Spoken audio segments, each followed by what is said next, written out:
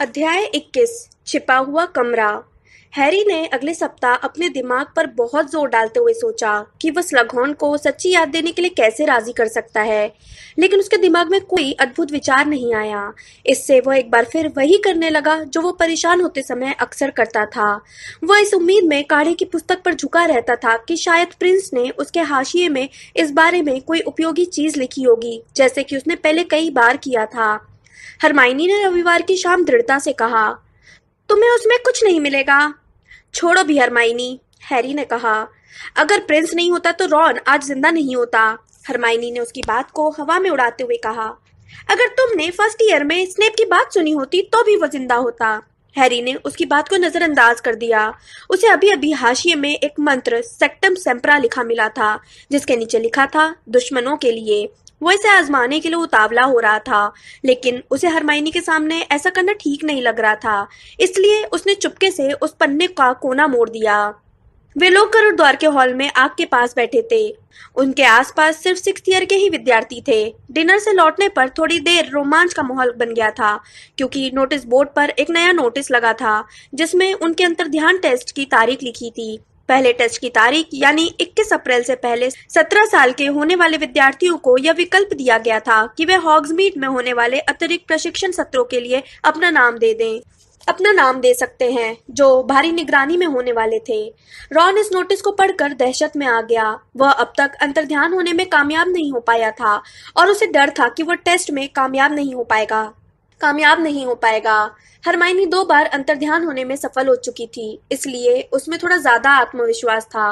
उधर हैरी 4 महीने बाद 17 साल का होने वाला था, इसलिए वह यह टेस्ट नहीं दे सकता था, भले ही वह उसके लिए पूरी तरह तैयार होता। कम से कम तुम अंतर्ध्यान तो हो सकते हो, रॉन ने तनाव में कहा। तुम्हें जुलाई में कोई दिक्कत नहीं आएगी। मैंने ये काम बस एक बार किया है, हैरी ने उसे याद दिलाया। वो पिछली प्रैक्टिस में अंतर्ध्यान होकर अपने गोले के भीतर प्रकट होने में कामयाब हो गया था। अंतर्ध्यान होने के बारे में चिंता व्यक्त करने में काफी समय बर्बाद करने के बाद रॉन अब स्नेप के एक बहुत मुश्किल निबंध को पूरा करने के लिए जूझ रहा था, जिसे हैरी और हरमाइनी पहले ही पूरा कर चुके थे। हैरी को पूरी उम्मीद थी कि उसे बहुत कम नंबर मिलेंगे, क्योंकि दम पिशाचों से जूझने के सर्वश्रेष्ठ तरीके के मामले में वह स्नेप से असहमत था, लेकिन उसे परवाह नहीं थी। इस वक्त स्लगहॉर्न की याद उसके लिए सबसे ज्यादा महत्वपूर्ण थी। हैरी, मैं तुम्हें बता देती हूँ कि मूर्ख प्रिंस इस काम में तुम्हारी मदद नहीं कर पाएगा। हैरी, हरमाइनी ने ज्यादा जोर से कहा। जो तुम चाहते हो उसके लिए किसी को विवश करने का एक ही तरीका है, और वह यह है सम्मोहन शाप, जो गैर कानूनी है। हाँ, मैं जानता हूँ, धन्यवाद, हैरी ने कहा, लेकिन पुस्तक से निगाह नहीं हटाई। इसलिए मैं किसी अलग चीज की तलाश कर रहा था। डंबलडोर कहते हैं कि सत्य द्रव से काम नहीं चलेगा, लेकिन किसी और चीज से काम बन सकता है, जैसे किसी काढ़े या मंत्र से। हरमाइनी बोली, तुम गलत दिशा में सोच रहे हो। डंबलडोर कहते हैं कि सिर्फ तुम ही उस याद को हासिल कर सकते हो। इसका यही मतलब है कि तुम स्लगहॉर्न को राजी कर सकते हो, जबकि बाकी लोग नहीं कर सकते। यह उन्हें काढ़ा पिलाने की बात नहीं है, वह तो कोई भी कर सकता है। बेलिजारेंट की स्पेलिंग क्या होती है? रॉन ने कहा, जो अपनी कलम को बहुत तेजी से हिला रहा था और चंपत्र को घूर रहा था। यह BUM तो नहीं हो सकती? नहीं या नहीं है, हरमाइनी ने रॉन का निबंध अपनी तरफ खींचते हुए कहा। और ऑगरी की स्पेलिंग भी ORG से शुरू नहीं होती है। तुम कौन सी कलम का इस्तेमाल कर रहे हो? यह फ्रेड और जॉर्ज की वर्तनी जांच कलम है, लेकिन मुझे लगता है कि इसका जादू खत्म हो रहा होगा। हाँ, ऐसा ही है, हरमाइनी ने उसके निबंध के शीर्षक की तरफ इशारा करते हुए कहा, क्योंकि हमसे दम पिशाचों से निपटने का तरीका पूछा गया था, दम आलुओं से निपटने का नहीं। इसके अलावा मुझे नहीं लगता कि तुमने अपना नाम बदलकर रूनील बाजिल्ब रख लिया है। ओ नहीं, रॉन दहशत में आकर अपने चंपत्र को घूरते हुए बोला। यह मत कहना कि मुझे पूरा निबंध फिर से लिखना पड़ेगा। ठीक है, हम उसे सुधार सकते हैं, हरमाइनी ने निबंध अपनी तरफ खींचते हुए कहा और अपनी छड़ी निकाल ली। तुम बहुत प्यारी हो हरमाइनी, रॉन ने कहा और अपनी कुर्सी पर टिक कर थके अंदाज में अपनी आंखें मलने लगा। हरमाइनी का चेहरा हल्का गुलाबी हो गया, लेकिन उसने सिर्फ इतना ही कहा, लेवेंडर कहीं तुम्हारी बात ना सुन ले। मैं उसके सामने नहीं कहूंगा, रॉन ने अपने हाथों से मुंह छिपाते हुए कहा। या शायद उसके सामने यह कह दूंगा, फिर वो मुझे छोड़ देगी। हैरी ने पूछा, अगर तुम इस मामले को खत्म करना चाहते हो तो तुम ही उसे क्यों नहीं छोड़ देते? तुमने कभी किसी को छोड़ा नहीं है ना? रॉन ने कहा। तुम और चो तो बस अलग अलग हो गए थे। हाँ, हैरी ने कहा। काश यही मेरे और लेवेंडर के साथ हो जाए। रॉन उदासी से बोला। वो देखता रहा कि हरमाइनी अपनी छड़ी से उसके गलत स्पेलिंग वाले शब्दों को ठोक रही थी ताकि वे अपने आप सही हो जाएं। रॉन आगे बोला, लेकिन मैं इस रिश्ते को खत्म करने का जितना संकेत देता हूँ वो मुझे उतनी ही कस कर जकड़ लेती है। यह तो दैत्याकार समुद्र फेनी के साथ घूमने की तरह है। 20 मिनट बाद हरमाइनी ने रॉन को उसका निबंध देते हुए कहा, यह लो। बहुत बहुत धन्यवाद, रॉन ने कहा। क्या मैं निष्कर्ष लिखने के लिए तुम्हारी कलम उधार ले सकता हूँ? हैरी को हाफ ब्लड प्रिंस के नोट्स में अब तक कोई काम की चीज नहीं मिली थी। उसने मुड़कर चारों तरफ देखा। हॉल में अब सिर्फ वे तीनों ही बचे थे। स्नेप और उनके निबंध को कोसते हुए सीमस कुछ समय पहले ही सोने चला गया था। बस लकड़ियों के चटकने और रॉन की कलम के चलने की आवाजें आ रही थी जब वह हरमाइनी की कलम से दम पिशाच पर आखिरी पैराग्राफ लिख रहा था। हैरी ने अभी जमाई लेते हुए हाफ ब्लड प्रिंस की पुस्तक बंद ही की थी कि तभी खट, हरमाइनी के मुंह से हल्की सी चीख निकल गई। रॉन ने अपने पूरे निबंध पर स्याही फैला दी और हैरी बोला, क्रीचर। घरेलू जिन ने झुककर सलाम किया और अपने गांठदार अंगूठों को देखते हुए बोला, मालिक ने कहा था कि वे मेलफॉय लड़की की गतिविधियों पर नियमित रिपोर्ट चाहते हैं, इसलिए क्रीचर आया है। खट, डॉबी भी क्रीचर के पास प्रकट हो गया और उसकी टिकोजी वाला हेड तिरछा हो गया। डॉबी भी मदद कर रहा था हैरी पॉटर, उसने चिचियाते हुए कहा और क्रीचर की तरफ वृतृष्णा से देखा। और क्रीचर जब हैरी पॉटर से मिलने आए तो उसे डॉबी को बता देना चाहिए ताकि वे दोनों अपनी रिपोर्ट एक साथ दे सकें। यह क्या है? हरमाइनी ने पूछा, जो अब भी घरेलू जिन्नों के अचानक आ जाने से सदमे में दिख रही थी। क्या हो रहा है हैरी? हैरी जवाब देने से पहले झिझका क्योंकि उसने अब तक हरमाइनी को यह नहीं बताया था कि उसने क्रीचर और डॉबी को मेलफॉय का पीछा करने का आदेश दिया था। हरमाइनी घरेलू जिन्नों के मामले में बहुत संवेदनशील थी। हैरी ने कहा, देखो, मैंने उनसे मेलफॉय की जासूसी करने को कहा है। दिन रात, क्रीचर ने कहा। डॉबी एक हफ्ते से सोया नहीं है हैरी पॉटर, डॉबी ने गर्व के साथ कहा और जहां खड़ा था वहीं खड़े खड़े लहराने लगा। हरमाइनी नाराज दिखने लगी। तुम सोए नहीं हो डॉबी, लेकिन निश्चित रूप से हैरी, तुमने उससे ऐसा तो नहीं कहा होगा। नहीं, जाहिर है मैंने नहीं कहा था, हैरी ने जल्दी से कहा। डॉबी, तुम सो सकते हो, ठीक है, लेकिन क्या तुम में से किसी को कुछ पता चला? उसने हरमाइनी के दोबारा हस्तक्षेप करने से पहले ही जल्दी से पूछ लिया। मास्टर मेलफॉय गरिमा से चलते हैं, जो उनके शुद्ध खून के अनुरूप है, क्रीचर ने तत्काल टर टर करती हुई आवाज में कहा। उनके चेहरे मोहरे से मेरी मालकिन की याद आती है और उनका अंदाज ऐसा है। ड्रेको मेलफॉय एक गंदा लड़का है, डॉबी गुस्से से चिचियाते हुए बोला। एक गंदा लड़का जो वो अपने सिर की टिकोजी से लेकर अपने मोजों की उंगलियों तक कांपा और आग की तरफ भागा जैसे उसमें कूदने वाला हो। हैरी को कुछ ऐसा ही होने का अंदेशा था, इसलिए उसने डॉबी को कमर से पकड़ लिया और पकड़े रहा। कुछ सेकंड तक जूझने के बाद डॉबी निढाल हो गया। धन्यवाद हैरी पॉटर, उसने हाफते हुए कहा। डॉबी को अब भी अपने पुराने मालिकों की बुराई करने में मुश्किल आती है। हैरी ने उसे छोड़ दिया। डॉबी ने अपनी टिकोजी सीधी की और क्रीचर से आवेश में कहा, लेकिन क्रीचर को पता होना चाहिए कि ड्रेको मेलफॉय किसी घरेलू जिन के लिए अच्छा मालिक नहीं है। हाँ, हमें इस बारे में सुनने की जरूरत नहीं है कि तुम मेलफॉय से कितना प्यार करते हो, हैरी ने क्रीचर से कहा। अब जल्दी से बताओ कि वह दरअसल कहाँ जा रहा है। क्रीचर ने दोबारा सिर झुकाया, फिर वह गुस्से से बोला, मास्टर मेलफॉय बड़े हॉल में खाना खाते हैं, तहखाने के अपने कमरे में सोते हैं और अपनी क्लास में जाते हैं। डॉबी, तुम मुझे बताओ, हैरी ने क्रीचर की बात काटते हुए कहा। क्या वो किसी ऐसी जगह जा रहा है जहां उसे नहीं जाना चाहिए? हैरी पॉटर सर, डॉबी चिचियाया और उसकी गेंद जैसी बड़ी आंखें आग की रोशनी में चमकने लगी। जहां तक डॉबी देख सकता है, मेलफॉय लड़का कोई नियम नहीं तोड़ रहा है, लेकिन फिर भी वह छिपकर काम कर रहा है। वो दूसरे विद्यार्थियों के साथ हर दिन 7वीं मंजिल पर जाता है, जो एक खास कमरे में उसके दाखिल होने के बाद पहरा देते हैं। उस कमरे का नाम है आवश्यकता कक्ष, हैरी ने कहा और अपने माथे पर उच्च स्तरीय कार्य निर्माण पुस्तक दे मारी। हरमाइनी और रॉन ने उसे घूर कर देखा।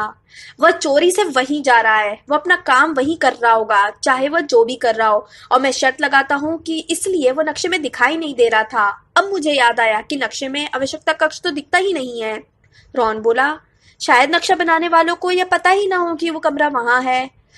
मुझे लगता है कि यह उस कमरे के जादू का हिस्सा होगा, हरमाइनी ने कहा। अगर कोई चाहता हो कि यह नक्शे पर नजर ना आए तो यह नजर नहीं आएगा। हैरी ने उत्सुकता से पूछा, डॉबी, क्या तुमने अंदर जाकर देखा कि मेलफॉय क्या कर रहा है? डॉबी ने कहा, नहीं हैरी पॉटर, यह संभव है। नहीं, यह संभव नहीं है, हैरी ने फौरन कहा।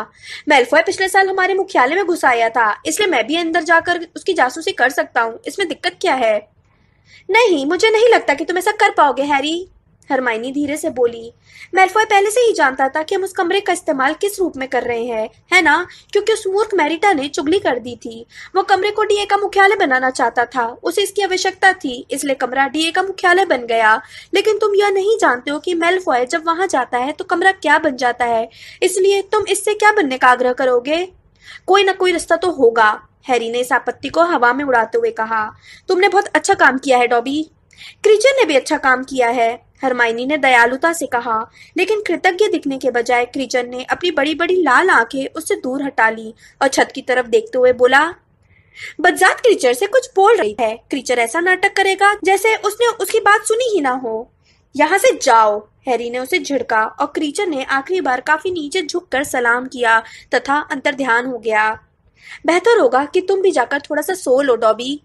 धन्यवाद हैरी पॉटर सर, डॉबी खुशी से चिचियाया और वह भी ओझल हो गया। जिन्नों के जाने के बाद हैरी, रॉन और हरमाइनी की तरफ मुड़कर उत्साह से बोला, यह कितना अच्छा रहा। अब आखिरकार हम जान चुके हैं कि मैल्फॉय कहाँ जा रहा है। हमने उसे फंसा लिया है। हाँ, यह बहुत बढ़िया है, रॉन ने थोड़ी उदासी से कहा, जो उस स्याही को साफ करने की कोशिश कर रहा था जो उसके कुछ ही देर पहले पूरे हुए निबंध पर फैली थी। हरमाइनी ने उसके चंपत्र को अपनी तरफ खींचा और अपनी छड़ी से स्याही साफ करने लगी।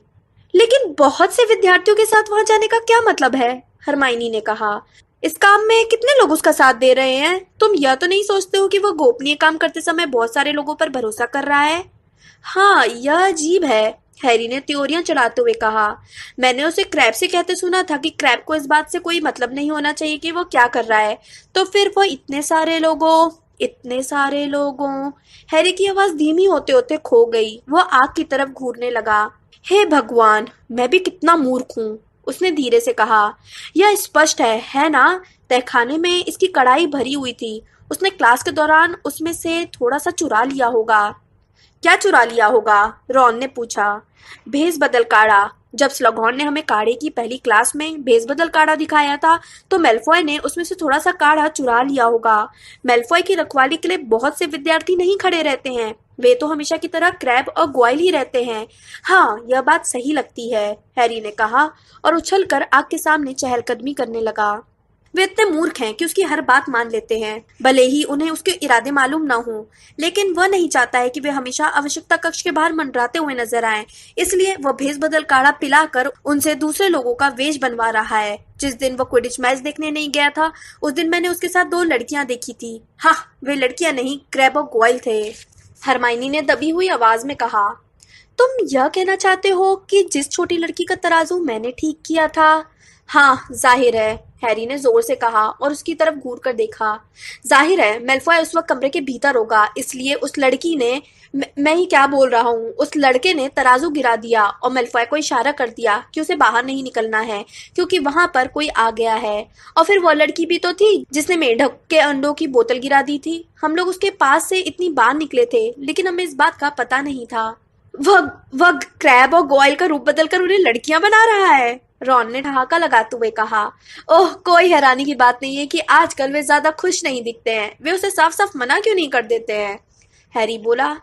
देखो, अगर उसने उन्हें अपना मौत का निशान दिखा दिया होगा तो वे मना नहीं कर सकते हैं। क्या पता मौत का निशान उसके हाथ पर है भी या नहीं, हरमाइनी ने संदेह से कहा और रॉन के सूखे हुए निबंध को तय कर दिया ताकि उसे कोई और नुकसान न हो पाए। फिर उसने वह चंपत्र रॉन को थमा दिया। हम देखेंगे, हैरी ने विश्वास से कहा। हरमाइनी ने भी खड़े होकर अंगड़ाई लेते हुए कहा। हाँ, हम देखेंगे, लेकिन हैरी, इससे पहले कि तुम रोमांचित हो जाओ, मैं तुम्हें बता दूं, मुझे अब भी नहीं लगता है कि तुम आवश्यकता कक्ष में पहुंच सकते हो जब तक कि तुम यह पता न लगा लो कि वहां क्या है। और मुझे लगता है कि तुम्हें यह भी नहीं भूलना चाहिए। उसने अपना बैग कंधे पर टांगा और उसकी तरफ बहुत गंभीरता से देखा कि तुम्हें स्लगॉन से याद निकलवाने पर ध्यान केंद्रित करना चाहिए। Good night. हैरी थोड़ा असंतुष्ट होकर उसे जाते हुए देखता रहा। हरमाइनी के निकलने के बाद जब लड़कियों के कमरे की तरफ जाने वाला दरवाजा बंद हो गया तो वह रॉन की तरफ मुड़ा। तुम्हें क्या लगता है? काश मैं घरेलू जिन्नों की तरह गायब हो सकता, रॉन ने उस जगह को घूरते हुए बोला जहां डॉबी ओझल हुआ था। तब मैं अंतर्ध्यान टेस्ट चुटकी बजाकर पास कर लेता। हैरी उस रात अच्छी तरह सो नहीं पाया। वह घंटों तक जागता रहा और सोचता रहा कि मैल्फॉय आवश्यकता कक्ष का किस तरह उपयोग कर रहा होगा। उसे यकीन था कि जब वह अगले दिन वहां जाएगा तो उसे पता चल जाएगा। हरमाइनी की बात के बावजूद हैरी को यकीन था कि अगर मैल्फॉय डीए के मुख्यालय को देख सकता था तो वह भी मैल्फॉय की करतूत को देख सकता है, भले ही वह कक्ष कुछ भी बन जाता हो। मीटिंग की जगह, छिपने की जगह, स्टोर रूम, वर्कशॉप। हैरी का दिमाग तेजी से काम करता रहा और जब उसे आखिरकार नींद आई तब भी उसके सपने में मैल्फॉय की तस्वीरें आती रहीं, जो स्लगहॉर्न में बदल गया, जो स्नेप में बदल गया। अगली सुबह नाश्ते के समय हैरी का दिल बहुत उम्मीद से भरा था। गुप्त कला से रक्षा की क्लास से पहले उसका एक पीरियड खाली था। उसने संकल्प कर लिया कि वह उस समय आवश्यकता कक्ष के भीतर जाने की कोशिश करेगा। वह कमरे में घुसने की योजना फुसफुसाकर बता रहा था, लेकिन हरमाइनी उसमें कोई दिलचस्पी नहीं ले रही थी। इस बात से हैरी चिढ़ गया। वह जानता था कि अगर वह चाहती तो उसकी मदद कर सकती थी। देखो, उसने धीरे से कहा और आगे झुककर दैनिक जादूगर पर एक हाथ रखा, जिसे हरमाइनी ने अभी अभी एक उल्लू से लिया था, जिसके पीछे वह ओझल हो गई थी। मैं स्लगहॉर्न के बारे में भूला नहीं हूँ, लेकिन मुझे बिल्कुल भी नहीं पता है कि मैं उनसे वह याद कैसे निकलवा सकता हूँ। देखो, जब तक मेरे मन में कोई बेहतरीन विचार नहीं आता है तब तक मैं यही पता लगा लेता हूँ कि मैल्फॉय क्या कर रहा है। मैं तुम्हें पहले ही बता चुकी हूँ, तुम्हें स्लगहॉर्न को राजी करना है, हरमाइनी ने कहा। यह उन्हें धोखा देने या जादू करने का सवाल नहीं है, वरना डंबलडोर एक पल में यह काम कर लेते। आवश्यकता कक्ष के बाहर मंडरा कर अपना समय बर्बाद करने के बजाय। उसने दैनिक जादूगर को हैरी के हाथ से खींचा और उसे खोलकर पहले पन्ने पर नजर डाली। तुम्हें स्लगहॉर्न से पूछना चाहिए और उनसे भलमनसाहत दिखाने का आग्रह करना चाहिए। क्या हमारी जान पहचान वाला कोई? रॉन ने पूछा जब हरमाइनी ने सुर्खियों पर नजर डाली। हाँ, हरमाइनी ने कहा, जिसे सुनकर हैरी और रॉन के गले में नाश्ता अटक गया। लेकिन कोई घबराने वाली बात नहीं है, वह मरा नहीं है। मंडगस को गिरफ्तार करके अज़्काबान भेज दिया गया है। वो चोरी की कोशिश में सजीव लाश बनने का नाटक कर रहा था और ऑक्टेवियस पीपर गायब हो गया है। ओह, यह खबर कितनी भयंकर है। 9 साल के एक लड़के को अपने दादा दादी को मारने की कोशिश में गिरफ्तार कर लिया गया है। उन्हें लगता है कि वह लड़का सम्मोहन शाप के वशीभूत होगा। उन्होंने खामोशी से नाश्ता किया। उसके तत्काल बाद हरमाइनी पुरातन लिपियों की क्लास में चली गई और रॉन कॉमन रूम की तरफ चला गया, जहां उसे स्नेप के दमपिशाच वाले निबंध का निष्कर्ष लिखना था, जो अभी बाकी रह गया था। उधर हैरी 7वीं मंजिल के गलियारे की तरफ चला गया, जहां वह पगले बार्नाबस की दीवारदरी के सामने जाना चाहता था, जिस पर बार्नाबस दैत्यों को बैले नाचना सिखा रहा था। हैरी को जैसे ही एक खाली गलियारा मिला, उसने अदृश्य चोगा ओढ़ लिया, लेकिन उसे ऐसा करने की जरूरत नहीं थी। जब वो अपने गंतव्य स्थल तक पहुंचा तो वहां कोई नहीं था। हैरी को पता नहीं था कि कमरे के भीतर उसके पहुंचने की संभावना मैल्फॉय के अंदर होने पर बेहतर थी या बाहर रहने पर, लेकिन कम से कम उसकी पहली कोशिश में यह पेंच तो नहीं था कि क्रैब या गोयल 11 साल की लड़की होने का नाटक कर रहे हूँ। जहाँ आवश्यकता कक्ष का दरवाजा छिपा हुआ था, उस जगह के पास पहुंचकर उसने अपनी आंखें बंद कर ली। वह जानता था कि उसे क्या करना है। वह पिछले साल इसमें निपुण हो चुका था। अपनी पूरी शक्ति के साथ उसने सोचा, मुझे यह देखने की जरूरत है कि मैल्फॉय अंदर क्या कर रहा है। मुझे यह देखने की जरूरत है कि मैल्फॉय अंदर क्या कर रहा है। मुझे यह देखने की जरूरत है कि मैल्फॉय अंदर क्या कर रहा है। इसके बाद वह 3 बार दरवाजे के पास से गुजरा। उसका दिल रोमांच से धड़क रहा था। उसने अपनी आंखें खोली और देखा, लेकिन सामने अब भी खाली दीवार थी। वह आगे की तरफ बढ़ा और उसने कोशिश करते हुए धक्का दिया। ठोस दीवार हिली तक नहीं। ठीक है, हैरी ने जोर से कहा। ठीक है, मैंने गलत चीज सोच ली थी। उसने एक पल के लिए सोचा, फिर दोबारा चल दिया। उसने अपनी आंखें बंद कर ली और पूरी ताकत से एकाग्रचित होने की कोशिश की। मुझे वह जगह देखने की जरूरत है जहाँ मैल्फॉय गुप्त रूप से आता रहता है। मुझे वह जगह देखने की जरूरत है जहां मैल्फॉय गुप्त रूप से आता रहता है। 3 बार पास से गुजरने के बाद उसने बड़ी उम्मीद से आंखें खोली। वहां कोई दरवाजा नहीं था। ओह, खुल भी जाओ, उसने दीवार से चिढ़कर कहा। यह तो स्पष्ट निर्देश था। अच्छा, उसने कई मिनट तक कसकर सोचा, फिर एक बार और कदम बढ़ाए। मुझे जरूरत है कि तुम मेरे लिए वही जगह बन जाओ जो तुम ड्रेको मैल्फॉय के लिए बनते हो। 3 बार घूमने के बाद उसने अपनी आंखें तत्काल नहीं खोली। वह पूरे ध्यान से सुन रहा था, जैसे उसे दरवाजे के खट से प्रकट होने की आवाज सुनाई दे जाएगी। बहरहाल उसे दूर चहचहाती चिड़ियों की आवाज के अलावा कुछ सुनाई नहीं दिया। उसने अपनी आंखें खोली। अब भी कोई दरवाजा नहीं था। हैरी के मुंह से गाली निकल गई। किसी की चीख सुनाई दी। उसने मुड़कर देखा कि फर्स्ट ईयर के कुछ बच्चे मोड़ पर भाग रहे थे। उन्हें ऐसा लगा जैसे वहां कोई बदतमीज भूत था। 1 घंटे तक हैरी ने मुझे यह देखने की जरूरत है कि ड्रेको मैल्फॉय तुम्हारे भीतर क्या कर रहा है। जैसे शब्दों की हर संभावना को आजमा कर देखा, लेकिन आखिर में उसे स्वीकार करने के लिए विवश होना पड़ा कि हरमाइनी की बात में दम था। कमरा उसके लिए खुलना ही नहीं चाहता था। कुंठित और चिड़चिड़ा होकर वह गुप्त कलाओं से रक्षा की क्लास की तरफ चल दिया। चलते चलते उसने अपना अदृश्य चोगा उतार कर अपने बैग में ठूंस लिया। जब हैरी मोमबत्ती से रोशन क्लासरूम में जल्दी से घुसा तो स्नेप ने ठंडेपन से कहा, एक बार फिर देर से आए हो पॉटर, गरुड़ द्वार के 10 पॉइंट कम। हैरी ने स्नेप की तरफ त्योरियां चढ़ाकर देखा और जल्दी से रॉन के पास जाकर बैठ गया। क्लास के आधे विद्यार्थी अब भी खड़े थे, अपनी पुस्तकें निकाल रहे थे और सामान जमा रहे थे। इसका मतलब यह था कि वे भी अभी अभी आए थे और उसे आने में ज्यादा देर नहीं हुई थी।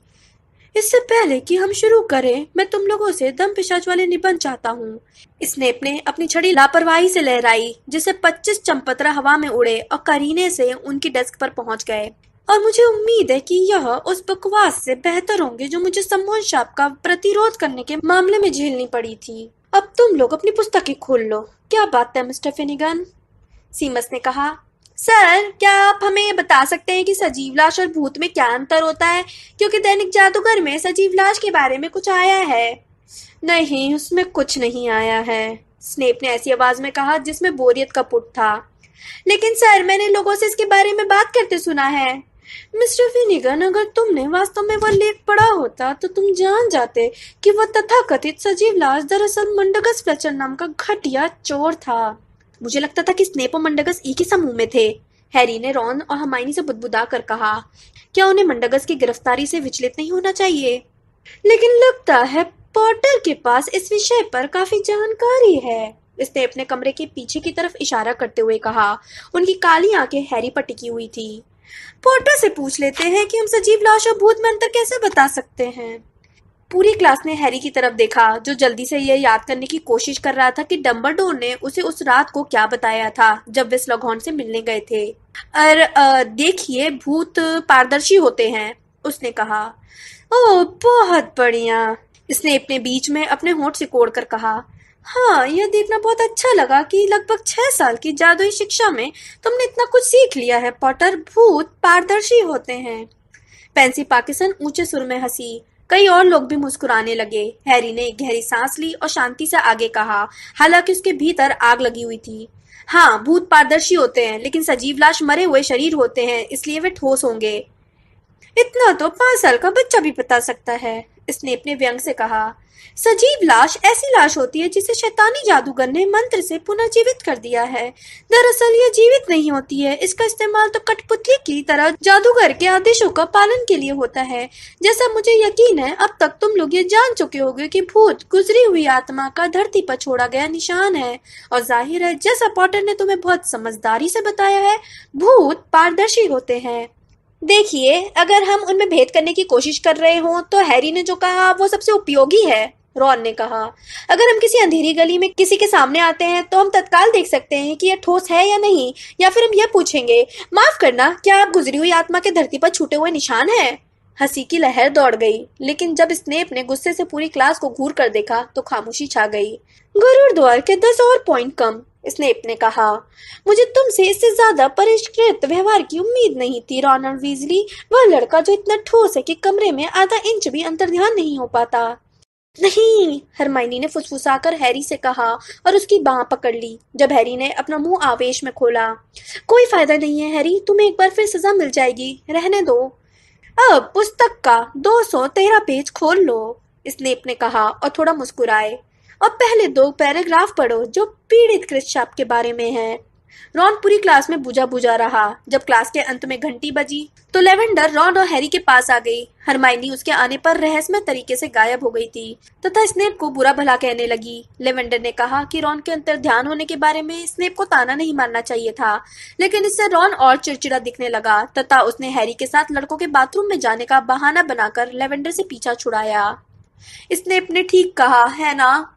रॉन 1-2 मिनट तक चटके हुए आईने में घूरने के बाद बोला, मैं नहीं जानता कि मुझे टेस्ट देना भी चाहिए या नहीं। मैं अंतर्ध्यान होना अब तक नहीं सीख पाया हूँ। तुम हॉग्समीड में होने वाले अतिरिक्त प्रैक्टिस सेशन में भाग लेकर देख सकते हो, उससे तुम्हें कितना फायदा होता है, हैरी ने तर्कपूर्ण ढंग से कहा। किसी मूर्खतापूर्ण गोले में प्रकट होने से तो यह ज्यादा रोचक होगा। अगर उसके बाद भी तुम उतनी अच्छी तरह यह काम नहीं कर पाते हो जितना कि तुम चाहते हो, तो तुम बाद में मेरे साथ टेस्ट दे देना। मीना, ये लड़कों का बाथरूम है। एक लड़की का भूत उनके पीछे वाले टॉयलेट में से बाहर निकल आया था और अब बीच हवा में तैर रहा था। वो लड़की अपने मोटे सफेद गोल चश्मे से उन्हें घूर कर देख रही थी। ओह, उसने उदासी भरी आवाज में कहा, तो तुम दोनों हो? तो तुम किसकी उम्मीद कर रही थी? रॉन ने आईने में उसकी तरफ देखते हुए कहा। किसी की नहीं, मायूस मीना अपनी ठुड्डी के एक मुहासे को उखाड़ते हुए बोली। उसने कहा था कि वो मुझसे आकर मिलेगा, लेकिन यह बात तो तुमने भी कही थी। उसने हैरी की तरफ उल्हाने भरी निगाह डाली।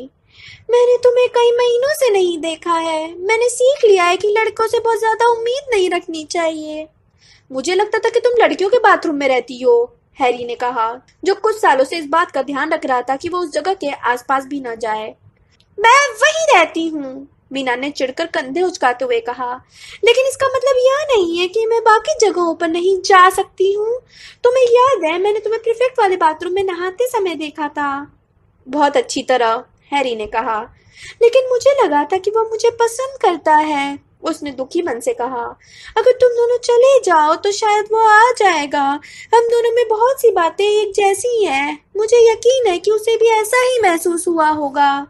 उसने बड़ी उम्मीद से दरवाजे की तरफ देखा। जब तुम कहती हो कि तुम दोनों में बहुत सी बातें एक जैसी हैं, रॉन ने थोड़े मजे लेते हुए कहा, तो क्या इसका मतलब यह है कि वो भी टॉयलेट में रहता है?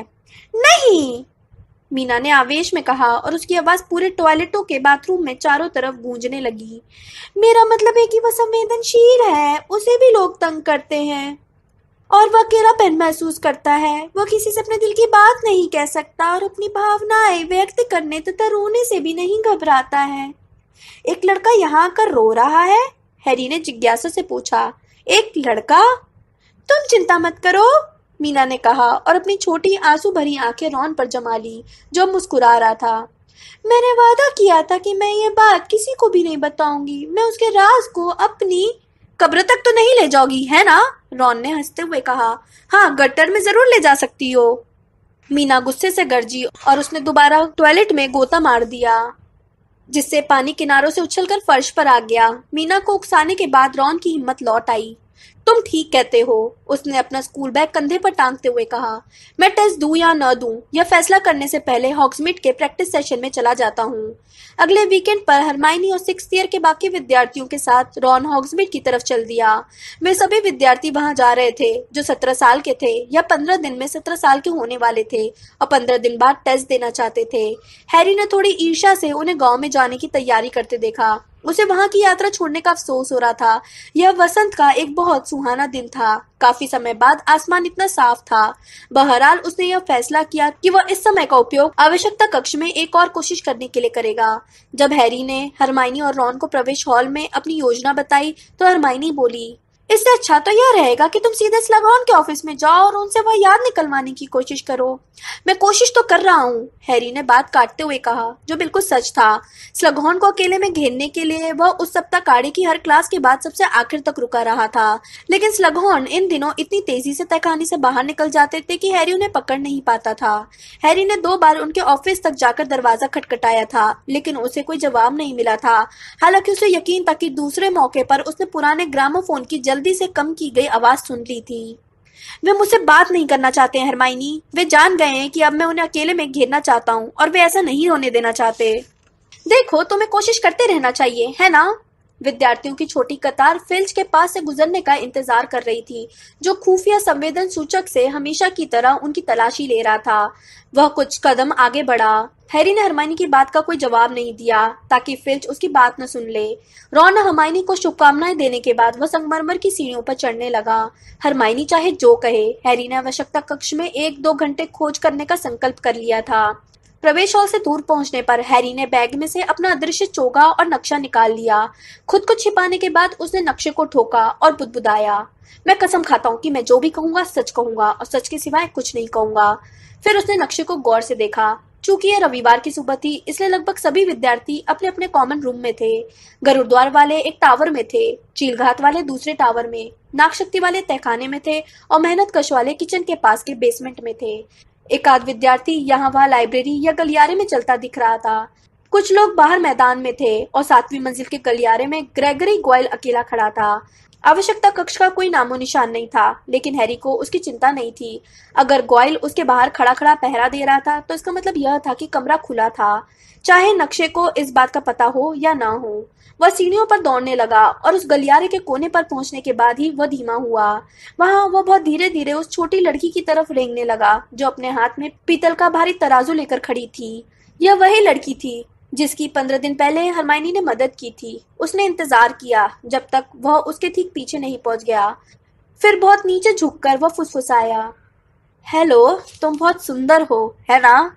गोयल ने दहशत भरी तेज चीख निकाली और तराजू को हवा में उछालकर दूर भाग गया। इससे पहले कि तराजू के गलियारे में गूंजने की आवाज आए, वो भागता हुआ ओझल हो गया। हैरी हंसते हुए पीछे की खाली दीवार को देखने के लिए मुड़ा। उसे यकीन था कि ड्रेको मैल्फॉय वहां पर मूर्ति की तरह स्थिर खड़ा होगा, क्योंकि उसे पता चल गया होगा कि कोई ऐसा व्यक्ति वहां आ गया है जिसे वहां नहीं आना चाहिए था। लेकिन वो बाहर निकलने की हिम्मत नहीं कर सकता था। इससे हैरी को शक्ति का एक बहुत सुखद एहसास हुआ। फिर उसने यह याद करने की कोशिश की कि उसने किन शब्दों के तालमेल को आजमा कर नहीं देखा था। बहरहाल उसका आशावादी मूड ज्यादा देर तक कामयाब नहीं रहा। अगले आधे घंटे में उसने बहुत सारे शब्दों के तालमेल आजमाए, लेकिन दीवार पर दरवाजा प्रकट नहीं हुआ। हैरी को बहुत ज्यादा निराशा हुई। मेल्फॉय उससे कुछ फुट दूर था और इस बात का जरा सा भी सबूत नहीं था कि वो वहां क्या कर रहा था। अपना संयम पूरी तरह खोकर हैरी भागकर दीवार के पास गया और उस पर जमकर लात मार दी। आउच! उसे लगा कि उसके पैर का पंजा टूट गया है। जब वह उसे पकड़कर एक पैर पर कूदने लगा तो अदृश्य चोगा उसके ऊपर से फिसल गया। हैरी! वह एक पैर पर ही घूमा और गिर गया। उसे देखकर बहुत हैरानी हुई कि वहां पर टोंक्स खड़ी थी। वह उसकी तरफ ऐसे देख रही थी जैसे वह अक्सर इस गलियारे में घूमती हो। तुम यहाँ क्या कर रही हो? हैरी ने खड़े होते हुए कहा। वह इस बात पर चिढ़ रहा था कि टोंक्स उसे हमेशा गिरा हुआ ही क्यों देखती है। टोंक्स बोली, मैं डम्बलडोर से मिलने आई हूँ। हैरी को लगा कि वह भयंकर दिख रही थी। वो पहले से ज्यादा दुबली दिख रही थी और उसके चूहे जैसे रंग वाले बाल बेजान दिख रहे थे। उनका ऑफिस यहाँ नहीं है, हैरी ने कहा। यह महल की दूसरी तरफ है, गारगोयल के पीछे। मैं जानती हूँ, टोंक्स ने कहा। वे वहां नहीं है। जाहिर है वे एक बार फिर चले गए हैं। क्या सचमुच? हैरी ने कहा और अपने घायल पैर को धीरे से दोबारा फर्श पर रखा। सुनो, क्या तुम जानती हो कि वे कहाँ जाते हैं? नहीं, टोंक्स ने कहा। तुम मुझसे क्यों मिलना चाहती थी? कोई खास काम नहीं था, टोंक्स ने अपने दुशाले की आस्तीन को पकड़ते हुए कहा। मैंने तो बस सोचा था कि उन्हें शायद मालूम होगा कि क्या हो रहा है। मैंने अफवाहें सुनी हैं, लोग घायल हो रहे हैं। हाँ, मैं जानता हूँ, यह सब अखबारों में है, हैरी ने कहा। वह छोटा बच्चा जिसने अपने दादा दादी को मारने की कोशिश की थी। दैनिक जादूगर बहुत पीछे चल रहा है, टोंक्स ने कहा, जो उसकी बात जैसे सुनी नहीं रही थी। तुम्हारे पास हाल ही में मायापंची के समूह से किसी की चिट्ठी तो नहीं आई है? समूह का कोई व्यक्ति अब मुझे चिट्ठी नहीं लिखता है, हैरी ने कहा। जब से सीरियस। हैरी ने देखा कि टोंक्स की आंखों में आंसू आ गए थे। मुझे माफ करना, वह अजीब तरीके से बुदबुदाया। मेरा मतलब है, मुझे भी उसकी याद आती है। क्या? टोंक्स ने सूनेपन से कहा, जैसे वो उसकी बात सुन ही ना पाई हो। अच्छा, तो फिर मिलते हैं, हैरी। इसके बाद वो फौरन मुड़ी और जल्दी से गलियारे में आगे बढ़ गई। हैरी पीछे से उसे घूर कर देखता रहा। एक आध मिनट बाद उसने दोबारा अदृश्य चोगा ओढ़ लिया और आवश्यकता कक्ष में घुसने की कोशिश करने लगा, लेकिन अब उसका दिल इस काम में नहीं था। आखिरकार उसे अपने पेट में खोखलेपन का एहसास हुआ। वह जानता था कि रॉन और हरमाइनी जल्दी ही लंच के लिए आ जाएंगे, इसलिए उसने अपनी कोशिश छोड़ दी और गलियारे को मेल्फॉय के लिए खाली छोड़ दिया। हैरी जानता था कि मेल्फॉय अभी कुछ घंटे तक बाहर निकलने से डरेगा। उसे रॉन और हरमाइनी बड़े हॉल में मिले, जो आधा लंच कर चुके थे। मैंने ये काम कर दिया, यानी एक तरीके से कर दिया, रॉन ने हैरी को देखते हुए उत्साह से कहा। मुझे मैडम पैडीफुट की टी शॉप के बाहर तक अंतर्ध्यान होना था, लेकिन मैं उससे थोड़े आगे निकल गया। मैं स्क्रीवन शेफ्ट की दुकान के पास जाकर उतरा, लेकिन कम से कम मैं हिला तो सही। अच्छा हुआ, हैरी ने कहा। और हरमाइनी, तुमने कैसा किया? ओह, जाहिर है वह तो त्रुटि रहित रही, रॉन ने हरमाइनी के जवाब देने से पहले ही जवाब दे दिया। आदर्श एकाग्रता, पूर्वानुमान और हताशा, या वे 3 सूत्र चाहे जो भी हों। उसके बाद हम सब 3 ब्रूम स्टिक्स में ड्रिंक लेने गए और तुम्हें देखना चाहिए था कि टाई क्रॉस उसकी तारीफों के कितने पुल बांध रहे थे। मुझे हैरानी होगी अगर वे जल्दी ही उसके सामने प्रेम प्रस्ताव न रख दें। और तुमने क्या किया? हरमानी ने रॉन की बात को अनसुना करते हुए पूछा। क्या तुम पूरे समय आवश्यकता कक्ष के बाहर रहे? हाँ, हैरी ने कहा। और अंदाजा लगाओ वहां मुझे कौन मिला? टोंग्स। टोंग्स? रॉन और हरमाइनी ने एक साथ हैरानी से पूछा। हाँ, वो कह रही थी कि वो डंबलडोर से मिलने आई है। जब हैरी ने टोंग्स के साथ अपनी पूरी बातचीत उन्हें बता दी तो रॉन फौरन बोला, अगर मुझसे पूछो तो उसका दिमाग थोड़ा सरक गया है। मंत्रालय में हुई घटना का उसके दिमाग पर असर हुआ है। यह थोड़ा अजीब है, हरमाइनी ने कहा, जो किसी कारण बहुत परेशान दिख रही थी। उसे स्कूल की पहरेदारी करनी थी, तो फिर उसने यहाँ आकर डंबलडोर से मिलने के लिए अपनी जगह क्यों छोड़ी, जबकि वे यहाँ है ही नहीं। मेरे मन में एक विचार आया था, हैरी ने यूं ही कह दिया। उसे यह कहते हुए अजीब लग रहा था। यह उसके बजाय हरमाइनी का इलाका था। तुम्हें यह तो नहीं लगता कि वह सीरियस से प्यार करती थी? हरमाइनी ने उसकी तरफ घूर कर देखा। तुम्हें यह बात कैसे सूझी? क्या पता, हैरी ने कंधे उचकाते हुए कहा। लेकिन जब मैंने उसके नाम का जिक्र किया तो वह रुआसी हो गई और उसका पितृदेव भी अब बदल कर 4 पैरों वाला हो गया है। कहीं यह उसी जैसा तो नहीं बन गया? अच्छा सोचा, हरमाइनी ने धीरे से कहा। लेकिन मैं अब भी यह नहीं समझ पाई हूँ कि वह डंबलडोर से मिलने के लिए महल में धड़धड़ाती हुई क्यों चली आई। अगर वह सचमुच इसलिए आई थी। वही बात है जो मैंने कही थी, है ना? रॉन ने कहा, जो अब मसले हुए आलू अपने मुंह में ठूस रहा था। वह थोड़ी अजीब हो गई है, उसकी हिम्मत खत्म हो गई है। औरतें, उसने हैरी से समझदारी से कहा, वे बहुत जल्दी परेशान हो जाती हैं। लेकिन फिर भी, हरमाइनी ने अपने ख्यालों की दुनिया में लौटते हुए कहा, मुझे नहीं लगता कि कोई औरत आधे घंटे तक इस बात पर परेशान होती रहेगी क्योंकि मैडम रोजबेरिटा उसके उस मजाक पर नहीं हंसी थी जो एक उपचारक, चुड़ैल और मेम्बलटोनिया के बारे में था। रॉन का मुंह बन गया।